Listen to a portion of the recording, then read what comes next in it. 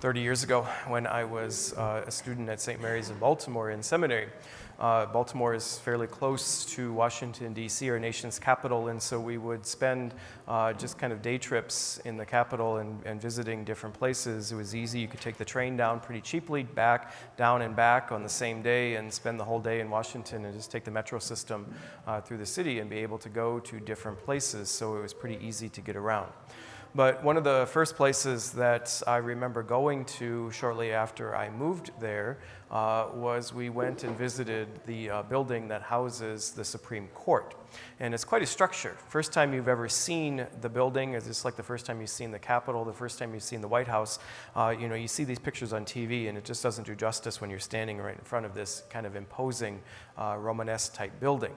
And I remember just kind of walking through it and taking the tour and kind of seeing different things and such, but the one thing that really struck me was there were different images and different artistic depictions of what is commonly referred to as the Lady of Justice. It is this woman who stands kind of tall and pretty proud, but also holds kind of a scale that you could weigh on either side if you put different weights and measures on either side to kind of tip the scale, and it's balanced perfectly even.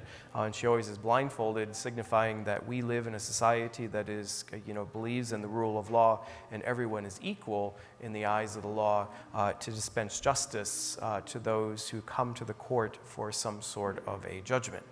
And that whole notion of equality and that balancing and just kind of seeing that image just always struck with me. And whenever I see it someplace, I kind of harken back to that and think of that particular first time that I saw that building.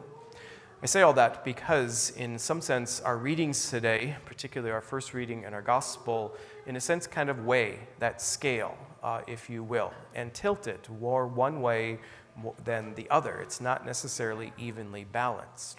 Jeremiah is speaking to the Israelite people after a tremendous period of disassociation, if you will. It's after what is called the exile, where the Israelites have been ripped from their homeland and the Lord is now bringing them back. And Jeremiah, as a prophet, in a sense, is kind of reminding them of their arrogance and the folly of their ways. Cursed is the man who believes in men, that believes in human beings, and that, human beings are the end all, and that it is, in a sense, kind of a fallacy, and it leads to barrenness, it leads to dryness, and if you just completely put your trust in your own abilities, your own instincts, your own sense of arrogance, you're not going to get very far. You may have short-term success, but in the long term, it's not necessarily going to work out very well for you in your favor. As opposed to, blessed is the one who trusts in the Lord. It is like a tree that, in a sense, plants itself near a stream where its roots can go out and it can find nourishment and sustenance pretty easily, pretty quickly. So that balancing act, if you will, kind of tilts towards the side of God. That trusting in the Lord is more important than trusting in human beings. That, we, in a sense, it's not about us. Ultimately, everything that we have, every breath that we take, we are dependent on God for everything. And so, in a sense, God tilts the scales, if you will, and that is where our trust needs to lie. In the same sense, the same analogy in our gospel today, Jesus talks about what we commonly refer to as the Beatitudes. Normally when we think of the Beatitudes, we think of Matthew's gospel. They are probably more well-known and more famous, but Luke has his own version, and they're very similar to Matthew's. But Jesus is basically saying, and also in a sense, that trusting in yourself, your own instincts, can lead to folly. Blessed are those who are poor. Blessed are those who are hungry. Blessed are those who are cursed and insulted. The Lord has your back. The Lord is with you. And that, in a sense, putting your trust in the Lord ultimately, in the long run, will work out in your favor. That's a difficult message.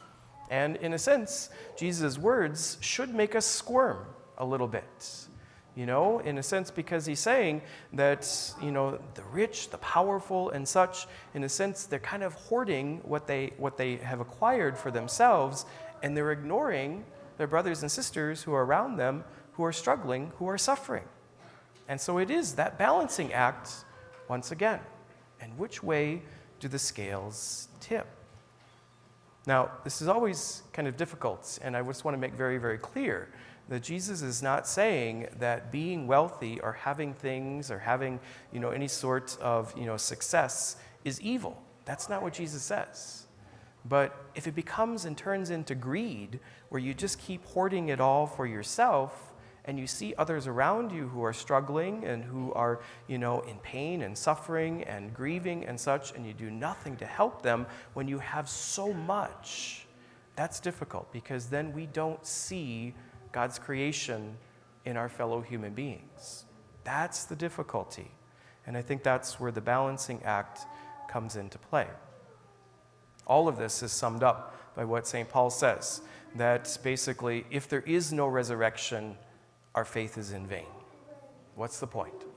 If we don't believe that Jesus rose from the dead, then what are we doing here? We might as well just all go home, let's close up shop, we'll sell the building. It just means nothing, because everything hinges, in a sense, kind of that fulcrum of the scale hinges on the resurrection. That's the center of our faith. And that, in a sense, is why all of us are here. Our presence here today, we are saying that we believe in the resurrection. Paul is saying if that's not the case, then we are a pitiful people. Pity on us if that is not the case. So it is that balancing act, and it is, in a sense, always, passing on the faith to the next generation, as these two do. With this little child right here, it is teaching the ways of God. Teaching dependence on the Lord, that everything is a gift. This little girl is a gift to her parents, and we pray for them today. And in a sense, all of us have a responsibility to teach her by our example and how we treat one another. That's an important lesson of faith as well. So we celebrate the gift that God has given to us, but also balance that with our needs, but ultimately God must prevail.